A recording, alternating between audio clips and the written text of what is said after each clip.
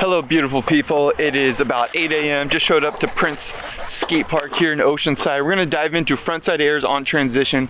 Super fun trick. I don't really have them dialed in, but Big Al, my roommate, he's got them dialed in pretty good. So we'll get some of his feedback as well, how to do this trick as I kind of try to get better at it. That's the goal of this session, is just to kind of refresh myself on some tricks. There's lots of different transition here, really big transition. There's round wall, straight wall. So we'll dive into like the best transitions to be learning these frontside airs on, as well as some simple tips that you should do before you just jump into frontside airs. And I'm still rocking my Lizzie Vans shoes. They're so ridiculous. Like, they're so torn up. I need to go to a skate shop after work today and get some new shoes. I just landed that invert recently. So I told myself once I got the invert, I can go get some new shoes. So I'm hyped. I'm gonna go to the skate shop after work.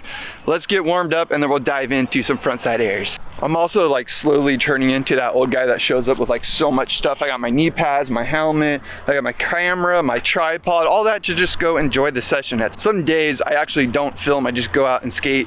So yeah, I just wanted to mention that because a lot of people do wonder like, hey, do you ever just not film? I definitely do. You need to have those days, but there's days like this day where I want to show you some of the process that I'm going through. Worst thing ever is like putting your helmet on after you just got out of the shower, wet hair. I hate it, but gotta do what you gotta do to skate before work.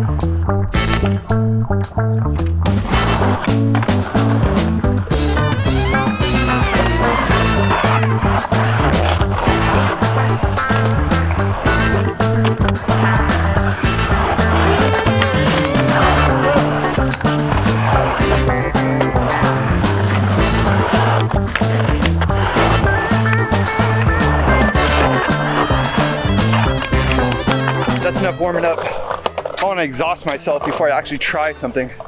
That's a common theme whenever I'm trying to like learn new tricks or progress. I try to spend like 15 minutes at the most warming up. Just get the legs good, a couple dynamic stretches, nothing intense, and then just dive right into the trick. So I'm gonna put my knee pads on, we'll get into some airs.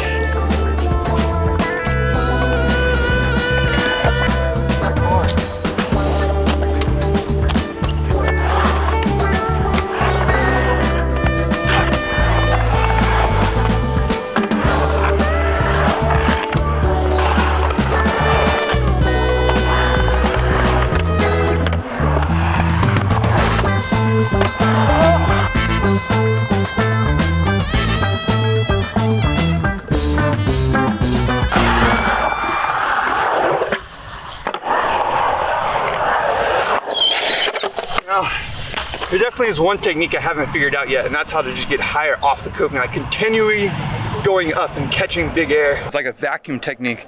So you basically suck your legs up and you hold and you stay compressed and then you decompress as you come out. And that's a way to get much higher in the air. I don't know how to do that. It seems really scary and foreign to me. But I'm gonna attempt a few, see how it works, see if I can find any findings from this. Seems scary, but I'm actually gonna try it on this wall behind me because it's steep enough to get air on. It's not too steep to where I'm gonna land on flat, but it's also not super big like the wall behind me, which is a little bit intimidating. Even though that's a really good wall to do frontside airs on, you kind of want something a little bit smaller just so you're not scared of it, but steep enough to where it kind of kicks you up. And One of the big things that really helped me with like learning frontside airs or trying frontside airs was trying to think of an invisible wall. A couple of people have mentioned this to me. Like imagine the wall is just continuing as you're going up. So you're kind of riding an invisible tranny. That's one way to like kind of get out of your head that you're like in the air. You almost pretend that there's more transition there and you're just churning. Like there's an invisible wall and you just happen to be grabbing and churning on that invisible wall.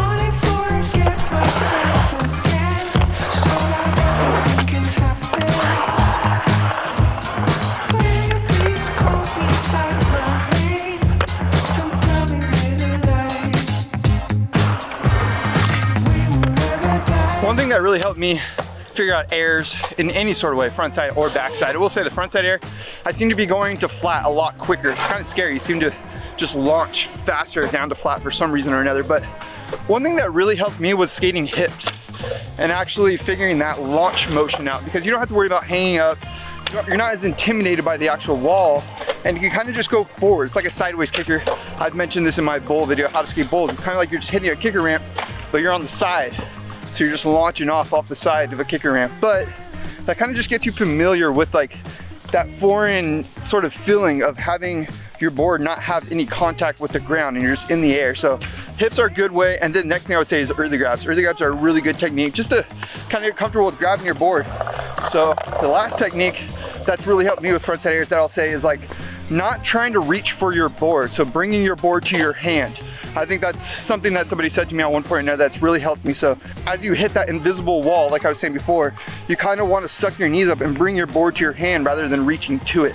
Because I think when you reach to your board, it's a lot harder to get that center of gravity with your head, your pendulum. It's harder to like get into the transition. So as long as you're grabbing that board as it's coming up to you and churning your shoulders, dipping it down, you're pretty much clear for landing. It's gonna take some trial and error. I'm not really good at this trick, but I'm gonna keep working on it. I'm gonna do repetition every time I go and skate. I'm gonna do some more frontside air so that eventually I can get them like that guy over there.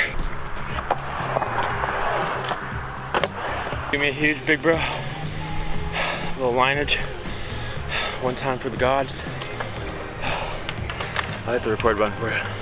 Yeah, I was too busy filming for his channel nowadays, but give me one tip for frontside airs. All right, catch your breath. Catch his breath, hold on. 15 minutes, go drink some water, go grab something, go take a quick pee. Not 15 minutes, 15 seconds, okay. Instead of reaching down for the board, once you get used to the grab, try to suck your legs up towards your chest while you're turning. Suck your legs up towards your chest, it'll be easier to grab. You won't have to reach as much. Yeah. By sucking your legs up, you'll be able to go higher on the air. But how, like, I feel like I'm losing my center of weight. Like, I feel like I'm like rolling up the windows at one point. Like, once I get over 2 feet, I feel like I'm just flailing. Like, how do I feel more comfortable in the air? I think honestly, to feel compact, or by being more compact. Being more compact in the air. So you're more like of a ball. That kind of makes sense, more of a ball versus this like flying body. The more stretched out you are, I feel like the more out of control you are. The more, close you are, like a circle, the more stable you'll be. So, and the more close you are, the closer you'll be for grabbing it as well. That actually makes a lot of sense. Right there. Kind of stay like a cannonball in the air. More aerodynamic. Check out Big Al's How to Frontside Air video. It's a lot more in depth than mine because I'm still working on it.